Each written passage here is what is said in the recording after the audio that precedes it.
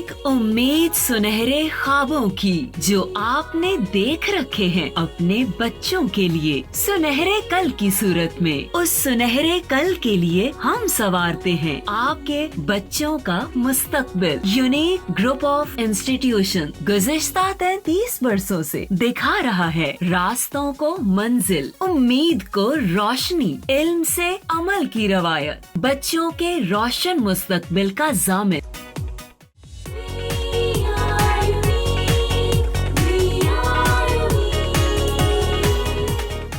अस्सलाम वालेकुम स्टूडेंट्स, मैं सबा वसीम हूँ।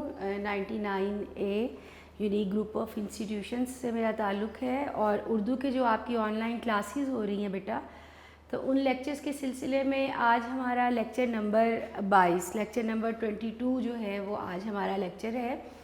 इससे पहले जो हमारा लेक्चर था बेटा, उसमें हमने हमारी जो बुक है, जो किताब है हमारी, उसका जो हिस्सा गज़ल है उसमें से हमने अपनी पहली गज़ल जो है वो शुरू की थी। मैंने आपको शायर का तारुफ़ यहाँ बताया, गज़ल के शेर की तशरीह किस तरह से करनी है ये सारा आपको लिख के बताया, उसकी प्रेजेंटेशन किस तरह से होगी, एक गज़ल को लेके कौन कौन सी चीज़ें हैं, कौन कौन से सवाल हैं जो आपसे MCQs या फिर शॉर्ट आंसर की फॉर्म में पूछे जा सकते हैं, वो मैंने आपको यहाँ बताया। इसके अलावा आपको कौन सी और वो चीज़ें हैं जिनका ध्यान रखना है, ख़याल रखना है एक गज़ल की शेर की तशरीह करते हुए। तो नज़्म और गज़ल के शेर में क्या फ़र्क है और उसकी तशरीह में क्या फ़र्क है, मैंने कोशिश की कि आपको सारा तफसील से बताऊं। आज हम अपनी गज़ल पढ़ेंगे। उससे पहले फिर एक मरतबा थोड़ा बहुत मैं आपको फिर से बता देती हूँ, चंद एक ज़रूरी बातें जो हैं मैं ज़रूर बताऊँगी आपको, ताकि यहाँ पर आपको अच्छी तरह से दोबारा से याद आ जाए कि आपको जब आप गज़ल की तशरीह करनी है तो उसके लिए आपको किन किन चीज़ों का ख़याल रखना है। सबसे पहले हमेशा की तरह जो हम लिखते हैं, शायर का नाम लिखते हैं। नज़्म करते हुए हम नज़्म का चूँकि उन्वान लिखते थे, लेकिन गज़ल में हम ये नहीं लिखेंगे। मैंने आपको एक अलग चीज़ बताई थी और ये भी बताया था कि बेटा गज़ल का कोई भी नाम या उन्वान नहीं होता। क्यों नहीं होता? चूँकि नज़्म जो है उसका हर शेर एक ही मौजू से मुतल्लिक़ है, उसमें एक ही चीज़ पे बात की जाती है, तो उसको तो हम कोई एक मुनासिब सा नाम या उन्वान, उस हम मौजू कोई नाम या उन्वान दे सकते हैं। लेकिन चूँकि गज़ल का हर शेर मुख्तलिफ़ मौजू से मुतल्लिक़ होता है, तो आप उसको कोई भी नाम या उन्वान नहीं दे सकते।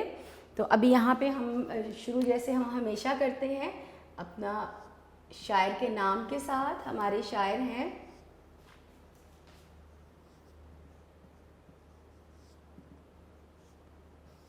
मीर तकी मीर हमारे शायर हैं। ये आप देख रहे हैं, मीर के ऊपर एक अलामत है। मैंने आपको पहले भी बताई थी कि ये अलामत किस चीज़ की अलामत है, ये तखल्लुस की अलामत कहलाती है। और तखल्लुस मैंने आपको क्या बताया था कि वो मुख्तसर नाम जो शायर अपने असल नाम की बजाय शायरी में इस्तेमाल करता है वो तखल्लुस कहलाता है। तो ये जो अलामत है यहाँ पे, ये तखल्लुस की अलामत है। बहुत से शुअरा अपने असल नाम को ही अपना तखल्लुस बयान बना लेते हैं और कुछ अलग से एक नाम रख लेते हैं जो वो अपनी शायरी में इस्तेमाल करते हैं। तो मीर तकी, जैसे मैंने बताया था, मीर मोहम्मद तकी उनका नाम था, मीर मोहम्मद तकी, लेकिन मीर आगे उन्होंने अपना तखल्लुस जो है वो इख्तियार किया। तो याद रखिएगा, ये अलामत होती है तखल्लुस की। और तखल्लुस क्या है? वो मुख्तसर नाम जो शायर अपने असल नाम की बजाय शायरी में इस्तेमाल करता है। आगे बेटा इनका दौर है 1723 से, और मैं हमेशा लिखती हूँ यहाँ पर। क्यों लिखती हूँ? ताकि आप इसको अच्छी तरह से याद रखें। ये आपसे MCQ या फिर मुख्तसर जवाब दोनों की सूरत में पूछा जा सकता है। 1723 से 1810 तक का इनका दौर है। और पहले तो हम जब नज़्म पढ़ते थे तो हम क्या लिखते थे? नज़्म का उन्वान। जैसे हमने हमद पढ़ी, हमने नात पढ़ी, तो हम लिखते थे नज़्म का उन्वान हमद या फिर नज़्म का उन्वान नात। लेकिन अब हम क्या पढ़ रहे हैं? गज़ल पढ़ रहे हैं। और जैसे मैंने शुरू में अभी आपको कहा कि बेटा गज़ल का कोई भी नाम या उन्वान नहीं होता। आपने ये गलती कभी नहीं करनी कि आप लिख दें गज़ल का नाम। अमूमन चूँकि बच्चे ये गलती करते हैं, जब आप अपने नोट्स खोलते हैं تو نوٹس میں اوپر ایک مصرع دیا جاتا ہے، غزل کا کوئی ایک مصرع، تو وہ اس کا نام نہیں ہے، وہ تو پہچان کے لیے آپ کو بتایا گیا کہ یہ والی جو غزل ہے اس کی تشریح یہاں پر آپ کو لکھ کے دی گئی ہے۔ جیسے اگر آپ نوٹس کھولیں گے تو اس غزل کی تشریح کے لیے اوپر ہستی اپنی احباب کی سی ہے لکھا ہوا، یعنی اس کا جو پہلا مصرع ہے، اس غزل کا جو پہلا شعر ہے، اس کا جو پہلا مصرع ہے وہ یہاں لکھا گیا۔ تو بیٹا یہ اس کا نام نہیں ہے، یہ آپ کو بتانے کے لیے کہ کون سی غزل ہے جس کی یہاں تشریح لکھی گئی ہے اس لیے لکھا گیا ہے۔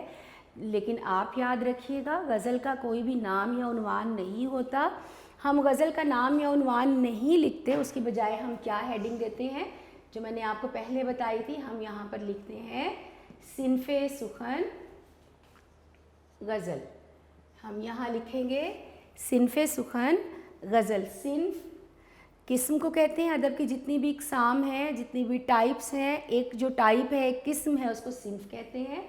سخن کہتے ہیں شاعری کو، تو صنف سخن کا مطلب کیا ہو گیا، یہ شاعری کی کون سی قسم ہے، تو یہ غزل ہے۔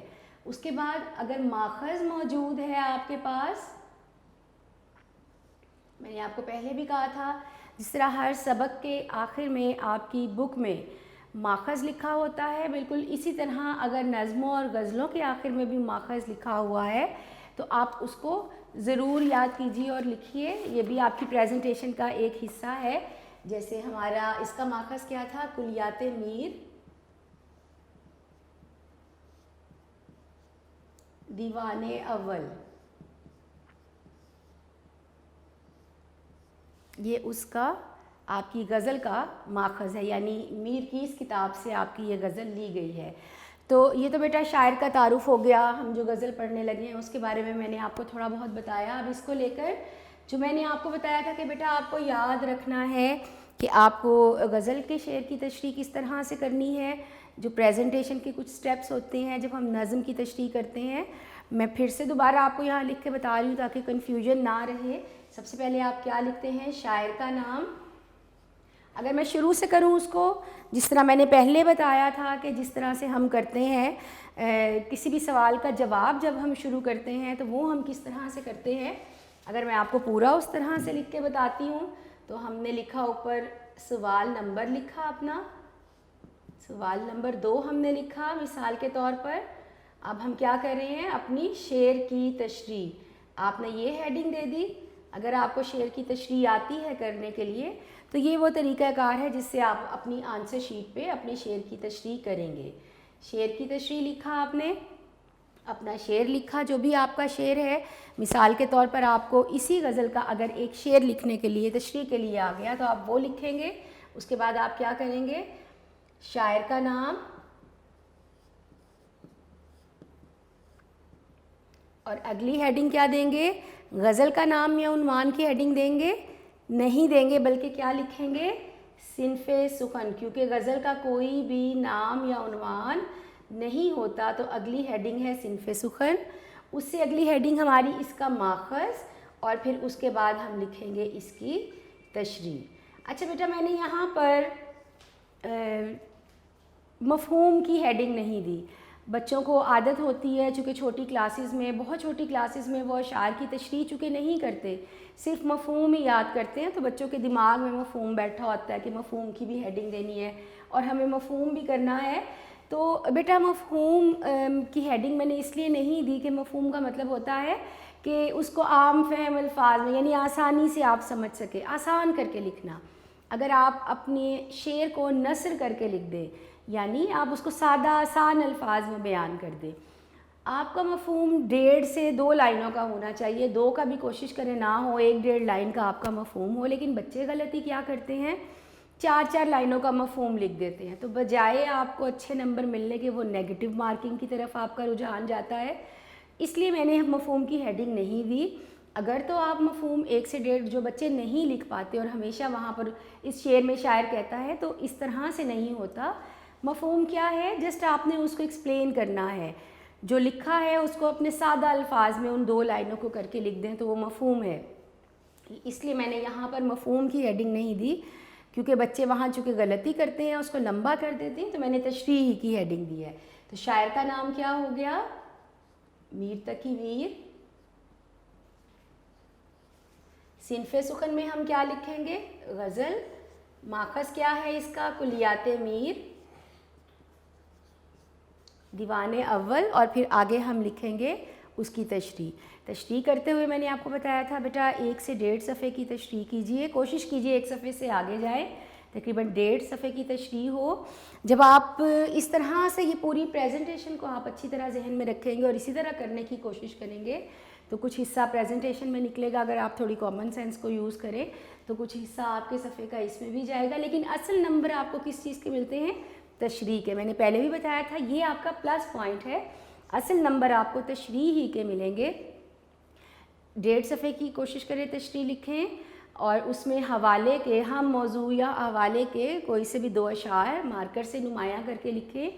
اسی شعر سے مطابقت رکھتی ہوئی اس سے موضوع، ہم موضوع کوئی بھی کال، کوئی بھی کوٹیشن آپ جو ہے مارکر سے نمایاں کر کے لکھ سکتے ہیں. کوئی حدیث کا ترجمہ ہو، آیت کا ترجمہ ہو، کسی شخصیت کا کہا ہوا کوئی کال ہو تو اس کو بھی آپ مارکر سے نمایاں کر کے لکھ سکتے ہیں. تو جب آپ ان تمام چیزوں کا خیال رکھیں گے تو ایک بہت اچھی آپ کی 1.5 صفحے کی تشریح جو ہے وہ آسانی سے تیار ہو جائے گی. الفاظ آپ اپنے بھی استعمال کر سکتے ہیں چیزوں کو ایکسپلین کرنے میں.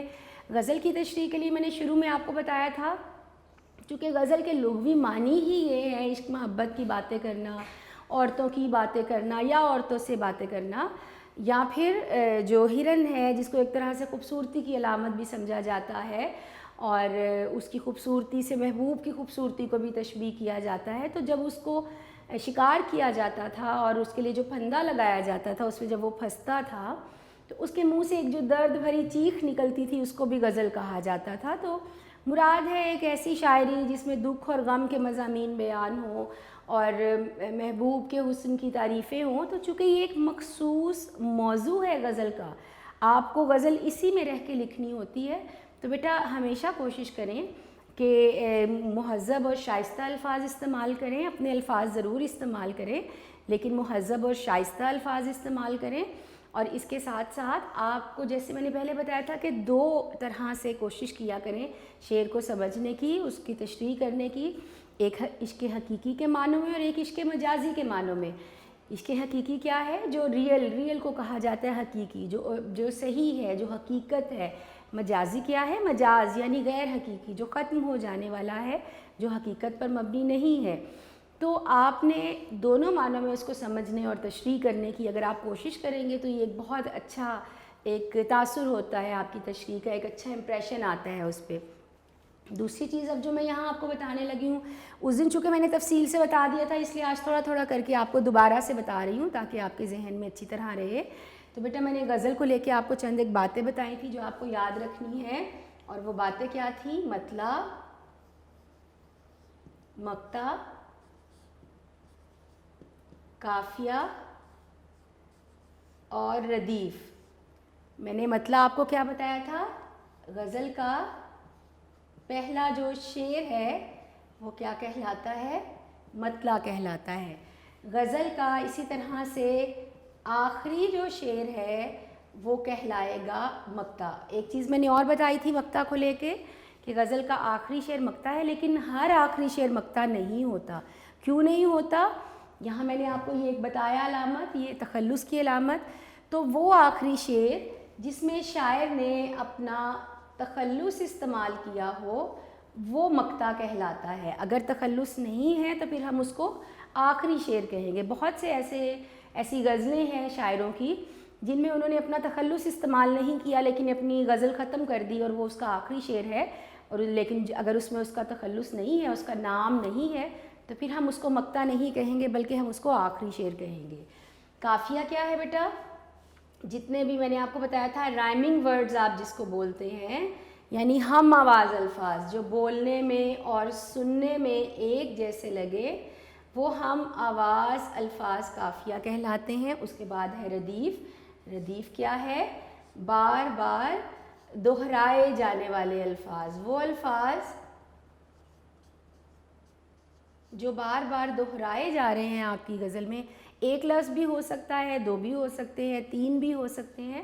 تو وہ الفاظ جو بار بار دہرائے جا رہے ہیں، جیسے میں نے آپ کو اسی غزل کی مثال دی تھی، ہستی اپنی حباب کی سی ہے، یہ نمائش سراب کی سی ہے، تو کی سی ہے، یہ لفظ تینوں الفاظ جو ہیں بار بار دہرائے جا رہے ہیں، دونوں مصروں میں دہرائے گئے، بلکہ پوری غزل میں یہی الفاظ آخری مصرے میں بار بار دہرائے گئے ہیں، تو یہ اس کی ردیف ہے۔ اور جو ایک جیسے سننے اور بولنے میں لگے، جو ہم آواز الفاظ ہیں، وہ آپ کے قافیہ کہلاتے ہیں۔ تو یہ چند ایک باتیں ہیں بیٹا جن کو آپ نے اچھی طرح سے یاد رکھنا ہے۔ تو اب ہم اپنی غزل کی تشریح جو ہے وہ شروع کریں گے۔ پہلا شعر یعنی مطلع جو ہے ہماری غزل کا، اور مطلع کیا ہے؟ غزل کا پہلا شعر، تو ہم اپنا مطلع جو ہے وہ آج شروع کریں گے۔ تو پہلا شعر جو ہے وہ اب ہم شروع کریں گے اپنی غزل کا پہلا شعر، اور جس کو ہم کیا کہتے ہیں؟ اگر مخصوص اصطلاح آپ نے دیکھیں شاعری کی تو اس میں اس کو کیا کہا جاتا ہے؟ مطلع کہا جاتا ہے۔ مطلع یعنی غزل کا پہلا شعر۔ میں یہاں پر لکھ رہی ہوں، یہ ہمارا شعر نمبر 1 جو ہے وہ میں یہاں لکھ رہی ہوں۔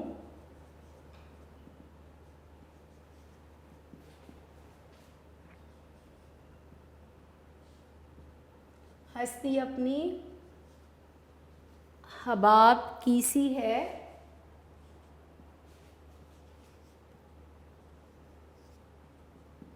یہ نمائش سراب کی سی ہے۔ پہلے میں مشکل الفاظ جتنے بھی ہمارے یہاں پر ہیں میں آپ کو ان کے جو معنی ہیں وہ لکھ کے یہاں پر بتاتی ہوں ہمیشہ کی طرح، جیسے تاکہ آپ کو آسانی سے ہر مشکل لفظ کا جو مطلب ہے وہ بھی آپ کو سمجھ میں آ جائے۔ ہستی کس کو کہتے ہیں؟ زندگی کو۔ انسان کی جو زندگی ہے، جو وہ زندگی گزار رہا ہے، انسان کا جو وجود ہے، وجود یا زندگی آپ جس کو کہہ لیں۔ حباب کسے کہتے ہیں؟ پانی کا بلبلا۔ جس وقت پانی کی روانی تیز ہو، جوش میں ہو، اس کی روانی تیز ہو، تو پانی کی سطح پر، سطح آب پر جو پانی کے بلبلے بنتے ہیں، اور یہ ہم سب کو پتہ ہے کہ ان کی جو مدت ہے یا جو ان کی زندگی ہے وہ بہت زیادہ نہیں ہے، یعنی وہ بہت جلد وہ بنتے ہیں اور پھر ہوا کے ساتھ ہی بہت جلد وہ تحلیل ہو جاتے ہیں، غائب ہو جاتے ہیں پانی کی سطح پر۔ تو حباب ہے پانی کا بلبلا۔ نمائش کا لفظی مطلب کیا ہوتا ہے؟ دکھاوا۔ جو چیز آپ دکھا رہے ہیں لیکن وہ حقیقت نہیں ہے، صرف آپ لوگوں کو دکھانے کے لیے، جھوٹی اپنی واہ واہ کرانے کے لیے یا جھوٹا دکھاوا کرنے کے لیے جو چیز آپ دکھاتے ہیں وہ نمائش کہلاتی۔ سراب جو لفظ ہے اس کو ہم استعمال کرتے ہیں دھوکہ کے معنوں میں، لیکن لفظی جو اس کا مطلب ہوتا ہے وہ کیا ہوتا ہے کہ جب صحرا ہے، ریگستان ہے، تو اگر کوئی مسافر وہاں پر جا رہا ہے، کوئی راستہ بھٹک گیا ہے یا کوئی مسافر جا رہا ہے وہاں پر، اور وہاں پر صحرا میں اس کو دور سے، چونکہ گرمی کی شدت بہت زیادہ ہوتی ہے، وہاں سایہ دار درخت نہیں ہوتا، وہاں پانی کا کوئی نام و نشان نہیں ہوتا، تو دور سے یوں لگتا ہے، جو بھی شخص وہاں پر موجود ہو جو راستہ بھٹک جائے یا سفر کر رہا ہو، تو اگر بہت دور سے وہ دیکھتے ہیں تو وہ ریت اس طرح سے لگتی ہے، چمکتی ہوئی سورج کی روشنی سے اس طرح لگتی ہے جس طرح وہاں پر پانی موجود ہے۔ تو وہاں پر پانی موجود، جیسے جیسے وہ قریب جاتا چلا جاتا ہے تو اس کو نظر آتا ہے کہ وہ پانی نہیں ہے بلکہ وہ ریت ہی ہے، جو دور سے اس کو یوں لگ رہا تھا جیسے پانی ہے، تو اس کو سراب کہا جاتا ہے، یعنی دھوکہ کے معنوں میں نظری دھوکہ، بصری دھوکہ، غلط فہمی ہو جانا، دھوکہ ہو جانا، تو یہ اس کا لفظی مطلب ہے۔ تو ہستی مطلب آپ کا وجود، آپ کی زندگی، حباب پانی کا بلبلا، نمائش کہتے ہیں دکھاوا، اور سراب یعنی بصری دھوکہ، نظر کا دھوکہ ہونا، وہم ہو جانا، غلط فہمی ہو جانا۔ اچھا جی، جیسے میں نے آپ کو پہلے بھی بتایا تھا، جو میر ہے جب ہم نے پڑھا تھا تو ان کو شہنشاہ غزل کہا جاتا ہے۔ چند ایک الفاظ جو القابات ہیں میر سے متعلق، اگر آپ ان کو یاد کر لیں تو یہ آپ اپنی شاعری میں، تشریح میں استعمال کر سکتے ہیں۔ شہنشاہ غزل کہا گیا، رئیس المتغزلین ان کو کہا گیا،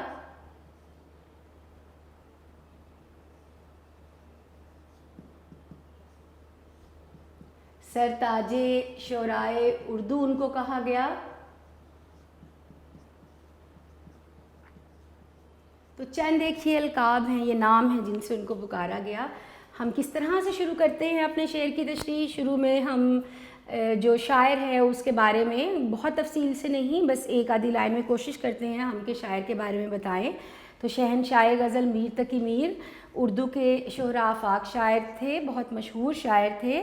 ان کی جو غزلیہ شاعری ہے وہ اردو ادب میں بہت اہم مقام اور مرتبہ رکھتی ہے۔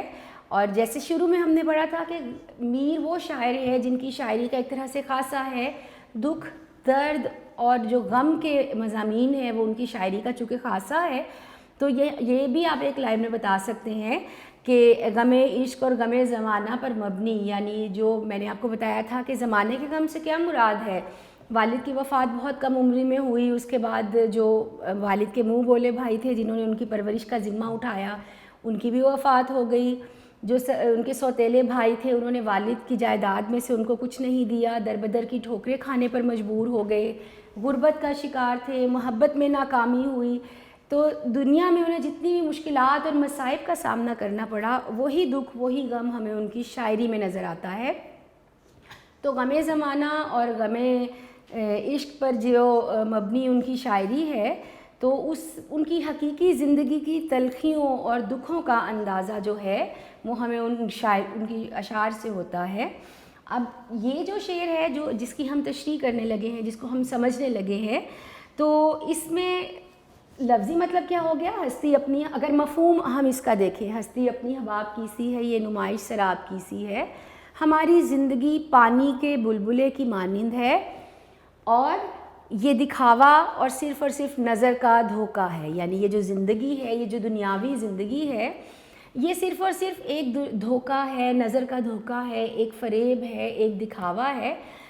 انسان جب اس دنیا میں آتا ہے تو وہ کیا سمجھتا ہے کہ وہ اس دنیا سے کبھی جائے گا ہی نہیں، وہ اس دنیا کا سامان اکٹھا کرنے میں، دنیا داری میں اس قدر مصروف اور محو ہو جاتا ہے کہ وہ بھول جاتا ہے کہ یہ دنیا تو عارضی ہے، اس کو یہاں سے جانا ہے۔ کتنی آپ یہاں پر عمر گزار لیں گے؟ 50 سال، 60 سال، ہمارے آج کل کے دور میں جو ایک ایوریج عمر ہے 60 سال، 70 سال، بہت بھی گزارے آپ 100 سال بھی اگر یہاں گزار لیں تو آخر آپ کو اس فانی دنیا کو چھوڑ کے جانا ہے۔ اصل حقیقی زندگی کون سی ہے جس کے بارے میں قرآن میں بھی کہا گیا کہ جو موت کے بعد کی زندگی ہے وہ انسان کی اصل حقیقی زندگی وہ ہے۔ تو یہ دنیا محض نظر کا ایک دھوکہ ہے، ایک نمائش ہے۔ تو میر کس چیز کی طرف نشاندہی کرتے ہیں؟ اس دنیا کے فانی ہونے کی طرف، کہ یہ جو دنیا ہے یہ عارضی اور فانی ہے۔ تو میر اس دنیا کو ایک عارضی اور فانی دنیا، فنا ہو جانے والی، ختم ہو جانے والی دنیا قرار دیتے ہیں، اور کہتے ہیں کہ یہاں زندگی ہے تو موت بھی ہے۔ یعنی جیسے میں نے آپ کو بتایا کہ آپ اس میں مختلف جو اقوال ہیں یا احادیث ہیں یا تراجم ہیں آیات کے، ان کو بھی مارکر سے نمایاں کر کے کوٹیشن بنا کر لکھ سکتے ہیں۔ تو جو قرآن پاک کی آیت ہے کل نفس ذائقۃ الموت، کہ ہر نفس کو موت کا ذائقہ چکھنا ہے، آپ اس کو بھی مارکر سے یہاں نمایاں کر سکتے ہیں۔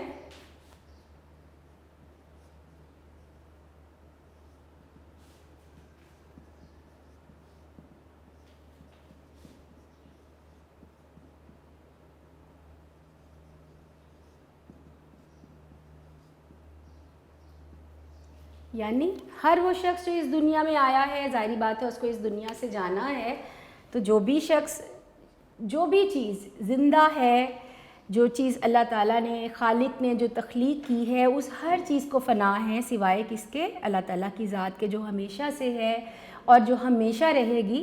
باقی یہ دنیا، اس دنیا کے تمام سلسلے، اس دنیا کی تمام چیزیں عارضی ہیں، نمائش ہیں، دھوکہ ہے۔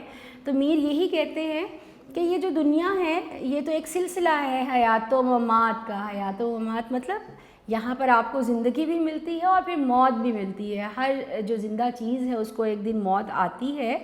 تو زندگی جو ہے وہ ناپائیدار ہے، یعنی ہمیشہ اور مستقل رہنے والی چیز نہیں ہے، بلکہ ختم ہو جانے والی چیز ہے۔ کچھ پتہ نہیں کہ آپ اگلے لمحے اپنا سانس جو ہے وہ لے پائیں گے، اگلا سانس لے بھی پائیں گے یا نہیں۔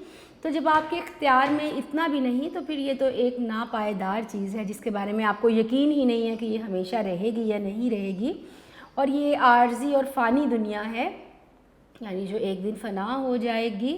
تو اس کو میر نے تشبیہ کس سے دی؟ حباب سے. حباب یعنی پانی کا بلبلہ. جس طرح پانی کا بلبلہ سطح آب پر جب نمودار ہوتا ہے تو اس کی زندگی، اس کی مدت بہت کم ہوتی ہے اور وہ بہت جلد ہوا میں تحلیل ہو جاتا ہے، ختم ہو جاتا ہے. تو اسی طرح سے انسان کی زندگی کو میر نے پانی کے بلبلے سے تشبیہ دی ہے کہ جس طرح پانی کا بلبلہ جو ہے وہ سطح آب تک نمودار، اس پر نمودار ہوتا ہے اور ہوا کی تیز لہر یا سورج کی جو کرن ہے وہ اس کو ختم کر دیتی ہے. تو اب جو سمجھدار ہے، جو سمجھنے والا ہے، تو زندگی جسے انسان سب کچھ سمجھتا ہے یا سب کچھ سمجھا جاتا ہے، جس کو یہ محض چند روز کی ہے، یعنی بہت جلد ختم ہو جانے والی ہے.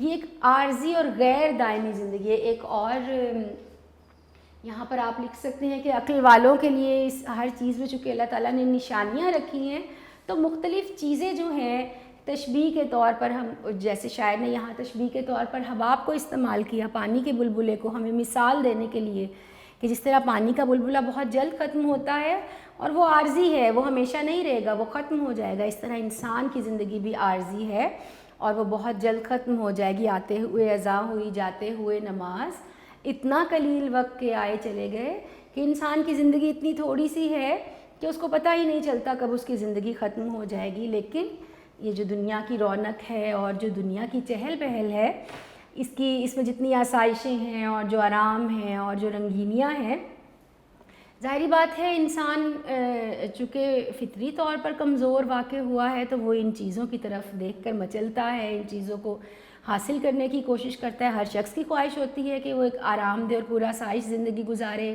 دنیا کی رنگینیاں چھوڑ کے جانے کو کسی کا بھی دل نہیں چاہتا.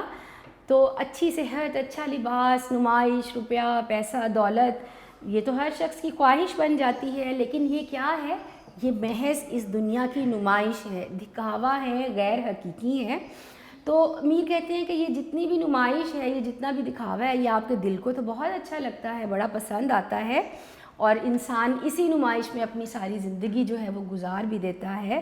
لیکن یہ نمائش، یہ زندگی نظر کے دھوکے کے سوا کچھ بھی نہیں ہے، یعنی بہت جلد ختم ہو جانے والی ہے. جیسے ایک اور مثال آپ دیکھیں، شراب کی دی. نمائش کس طرح کی ہے؟ شراب کی. جیسے میں نے پہلے بتایا کہ کوئی بھی اگر راہ گزار جو ہے وہ اپنے قافلوں سے کچھ دور بہتا ہوا پانی جب ان کو دکھائی دیتا ہے، جب وہ ریگستان میں ہوتے ہیں، لیکن جب وہ وہاں پہنچتے ہیں تو انہیں پتہ چلتا ہے کہ یہ سب نظر کا دھوکہ تھا. تو اس دنیا کی حقیقت بھی یہی ہے. اس دنیا کی چمک دمک آپ کی آنکھوں کو تو ضرور خیرہ کرتی ہے، ضرور آپ کو متاثر کرتی ہے، لیکن حقیقت میں جھوٹ ہے اور ایک دھوکہ اور فریب ہے. تو اس چند روزہ زندگی میں جو انسان اس دنیا میں یہ چند روزہ زندگی گزارتا ہے تو یہ ساری نمائش بھی یہیں کی یہیں رہ جاتی ہے.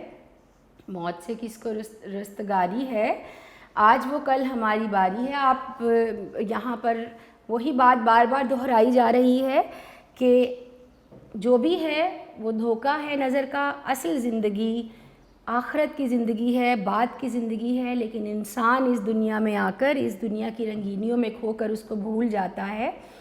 تو زمین پر جو زندگی شروع ہوئی، جو ابتدائے حیات ہے، تب سے لے کر اگر آپ آج کے دور تک دیکھیں تو کئی سو، ہزاروں، لاکھوں کی تعداد میں بہت سے بادشاہ، بہت سے بڑے بڑے عہدیدار، بہت سے عام انسان اس دنیا میں آئے.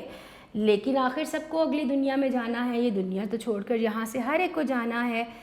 درویش و غنی سے ہمیشہ رہے شاکی، بتلاؤ کہ دنیا نے کسی سے بھی وفا کی. اور جو میر ہی کا شعر ہے کہ جو زندہ ہے وہ موت کی تکلیف سہے گا، جب احمد مرسل نہ رہے کون رہے گا.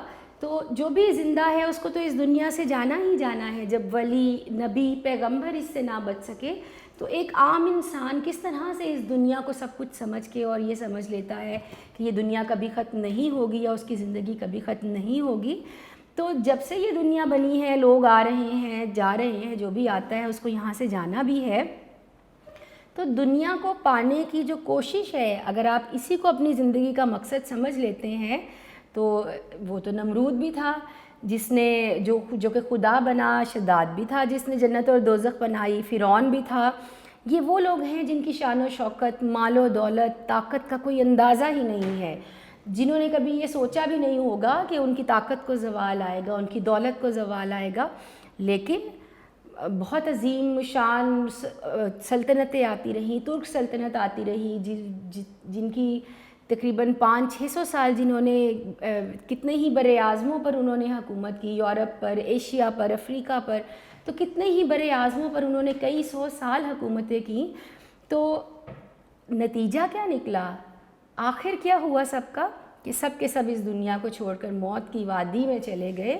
تو جو بھی اس دنیا میں ہے وہ یہاں سے ضرور جائے گا۔ جیسے میں نے پہلے بھی بتایا کہ جب ولی، پیغمبر، نبی نہ رہے تو پھر اس دنیا میں کون ہے جو انسان، ایک عام انسان جو ہے وہ کیسے اس دنیا میں رہ سکتا ہے؟ تو اصل نتیجہ کیا نکلا ہمارا اس شعر کا کہ شاعر کیا بتانا چاہتے ہیں، کیا پیغام دینا چاہتے ہیں کہ اس زندگی کو حقیقت نہ سمجھا جائے اور یہ سمجھا جائے، اس چیز کا خیال کیا جائے کہ یہ دنیا فانی ہے، اور یہاں پر رہ کر، اس دنیا میں رہ کر آپ کبھی بھی یہ نہ سمجھیں کہ آپ ہمیشہ یہی رہیں گے اور اس کی رنگینیوں میں جو آپ کھو گئے ہیں، اس کو حاصل کرنے کی جو کوشش کی ہے، تو یہ سب کچھ آپ کا یوں ہی رہے گا۔ تو ہر چیز کو فنا ہے، ہر چیز ختم ہو جائے گی۔ یہ دنیا تو محض ایک دکھاوا ہے اور نظر کا دھوکہ ہے، اور اس کی حیثیت، اوقات، مدت ایک پانی کے بلبلے سے زیادہ نہیں ہے۔ تو اس لیے انسان کو اس زندگی کی بجائے اصل زندگی کی فکر کرنی چاہیے، اس کے بارے میں سوچنا چاہیے۔ میں نے ایک یہاں پر کوٹیشن لکھ دی، میں 1-2 اشعار جو ہیں حوالے کے طور پر آپ جو لکھ سکتے ہیں۔ جگہ جی لگانے کی دنیا نہیں ہے،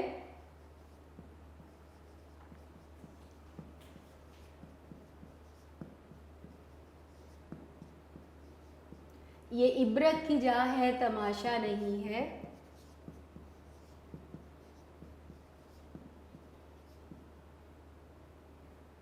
اگر آپ کو جو اشعار میں یہاں پر لکھ رہی ہوں اس کے علاوہ آپ کو ہم موضوع اشعار کوئی بھی یاد ہے، یعنی اسی موضوع سے متعلق، آپ وہ بھی اس میں لکھ سکتے ہیں۔ ضروری نہیں ہے کہ آپ نے یہی لکھنے ہیں، لیکن یہ بھی اگر یاد کر لیں تو چلیں آپ کے نالج میں بھی اضافہ ہوگا، آپ کی ووکیبلری بھی بڑھے گی۔ تو بہتر ہے کہ آپ یہ بھی یاد کر لیں، اور اگر آپ کو اس کے علاوہ کوئی یاد ہے تو آپ وہ بھی لکھ سکتے ہیں، کوئی سے بھی اشعار اسی موضوع سے متعلق۔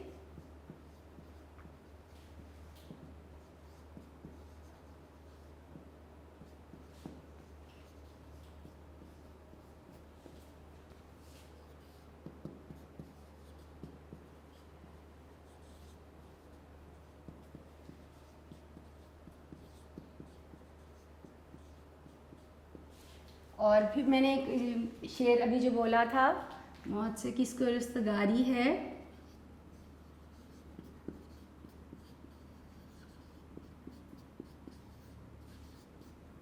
آج ہو کل ہماری باری ہے۔ تو یہ 3 میں نے یہاں حوالے کے اشعار لکھے ہیں، اس کے علاوہ بھی آپ لکھ سکتے ہیں۔ ایک میں نے کوٹیشن لکھی، چونکہ زندگی کی بے ثباتی کا ذکر ہے، زندگی کے فنا ہو جانے، دنیا کے فنا ہو جانے کا ذکر ہے، موت کو اصل حقیقت اور زندگی کو محض ایک نمائش، ایک دکھاوا بتایا گیا ہے، اور اس کی مدت جو ہے اس کو ایک پانی کے بلبلے سے تشبیہ کی گئی ہے۔ تو آپ یہ کوٹیشن لکھ سکتے ہیں۔ پھر یہ میں نے اشعار لکھے، جگہ جی لگانے کی دنیا نہیں ہے، یہ عبرت کی جا ہے تماشا نہیں ہے، یا پھر جس طرح ہم نے یہ بھی بات کی کہ جب جو ولی ہیں، جو پیغمبر ہیں، وہ تک نہ رہے، انہیں بھی یہ دنیا چھوڑ کے جانا پڑا، تو پھر ایک عام انسان کی کیا حیثیت یا اوقات ہے، جو زندہ ہے وہ موت کی تکلیف سہے گا۔ جب احمد مرسل نہ رہے کون رہے گا، اور موت سے کس کو رستگاری ہے، آج وہ کل ہماری باری ہے۔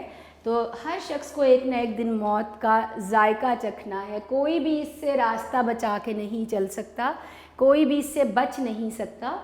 ہمارے بڑے گئے یا کوئی بھی گیا، تو اگر آج وہ گئے تو کل ہماری بھی باری ہے۔ ہر شخص کو اس دنیا سے چکے جانا ہے، اور مسلمان ہونے کے ناطے تو ہمارا ایمان بھی ہے، تو کوئی بھی شخص جو اس دنیا میں ہے اسے اس دنیا کو چھوڑ کر بھی جانا ہے۔ تو بیٹا یقیناً آپ کو یہ سمجھ میں آ گیا ہوگا ہمارا یہ شعر۔ اب ہم اپنا اگلا جو شعر ہے وہ ہم شروع کریں گے، لیکن ابھی چونکہ لیکچر کا وقت جو ہے وہ ختم ہو رہا ہے، انشاءاللہ اگلے لیکچر میں میں اپنا اگلا جو شعر ہے، شعر نمبر 2 جو ہے، وہاں سے ہم اپنا اگلا لیکچر جو ہے وہ سٹارٹ کریں گے۔ تو جتنی بھی چیزیں ابھی میں نے آپ کو یہاں پر بتائی ہیں بیٹا، کوشش کریں ان سب چیزوں کا دھیان رکھیں، خیال رکھیں۔ میں نے یہاں پر جو شاعر کا تعارف لکھا، یعنی اس کا دور اچھی طرح سے یاد رکھیں، شاعر کا نام یاد رکھیں، یہ جو تخلص کی علامت میں نے آپ کو بتائی اس کو اچھی طرح یاد رکھیں۔ شاعر کے بارے میں چند ایک القاب جو ہیں ان کو جن جن ناموں سے بلایا جاتا تھا، سرتاج شعرائے اردو، خدائے سخن کہا گیا میر کو، یہ بھی ایک لفظ میں یہاں لکھنا بھول گئی، ایک لقب ان کا خدائے سخن بھی ان کو کہا جاتا تھا، یعنی شاعری کا خدا ان کو کہا جاتا تھا۔ تو اگر ان 4-5 الفاظ کو اچھی طرح یاد کر لیں گے تو شروع میں ہم جو ایک ڈیڑھ لائن لکھتے ہیں شاعر کے تعارف کے بارے میں، اس میں آپ یہ لفظ استعمال کریں۔ اس کے ساتھ ساتھ میں نے یہاں پر آپ کو بتا دیا دوبارہ سے لکھ کے کہ جب آپ کو شعر کی تشریح کرنی ہے تو اس کی پریزنٹیشن کا کیا طریقہ کار ہے، تو یہ کوشش کریں اس کو اچھی طرح سے۔ میں ہمیشہ کہتی ہوں کہ بیٹا اس کو آپ لکھ لیا کریں اپنے پاس، تاکہ جب آپ کو ذہن میں نہ آئے تو آپ اس کو یہاں سے دیکھ سکیں جہاں بھی آپ نے اس کو لکھا ہوا ہے۔ پھر غزل کو لے کے چند ایک چیزیں، اس کا مطلع، مقطع، قافیہ، ردیف، ان چیزوں کو کوشش کریں یاد رکھنے کی۔ اپنا پہلا شعر ہم نے پڑھا، اس کے جو مشکل الفاظ ہیں وہ بھی میں نے آپ کو یہاں لکھ کے بتائے، تشریح بھی سمجھانے کی کوشش کی، چونکہ اس شعر کا تعلق عشق حقیقی سے ہے، دنیا کی بے ثباتی سے ہے، اصل حقیقتوں سے ہے، تو یہ حقیقی شعر ہو گیا، یعنی اس کی تشریح ہم حقیقی پہلو میں لے جا رہے ہیں۔ جہاں محبوب کے، اب دیکھیں پہلا شعر ہم نے کیا پڑھا، جہاں زندگی کی بے ثباتی کا ذکر ہے، ہو سکتا ہے اگلا شعر کوئی ایسا آ جائے جہاں محبوب کے حسن کی تعریف آ جائے، تو ہر شعر الگ موضوع سے چونکہ متعلق ہو گیا تو پھر ایک غزل کا نام یا عنوان ہم نہیں لکھتے۔ اسی وجہ سے میں نے آپ کو شروع میں بتایا تھا، یہ حوالے کے چند ایک اشعار بھی میں نے آپ کو یہاں لکھ کے بتا دیے، تو کوشش کریں بیٹا ان کو بھی یاد کریں، ان کو لکھ لیا کریں۔ آپ کے پاس یونیک نوٹس ہیں، آپ وہاں سے بہت اچھی رہنمائی کے لیے، آپ کی بہتر رہنمائی کے لیے بہت تفصیل سے آپ کو اس میں تشریح لکھ کے دی گئی ہے، بہت اچھے طریقے سے وہاں سے مدد لیا کیجیے۔ تو جو کچھ آپ پڑھتے ہیں یہاں سنتے ہیں لیکچر میں، تو اس کو بند کر کے نہ رکھ دیں، بلکہ اس کو دوبارہ سے کھول کے پڑھنے کی کوشش ضرور کیا کریں۔ اب چونکہ آپ کے ٹیسٹ بھی جو ہیں وہ شروع ہو گئے ہیں، اور آپ اپنے اس کی تیاری کے لیے بھی آپ ساتھ ساتھ تیاری کرتے جائیں، چیزوں کو اچھی طرح ذہن میں رکھتے جائیں، تو یہ بہت آپ کے لیے اچھا ہوگا۔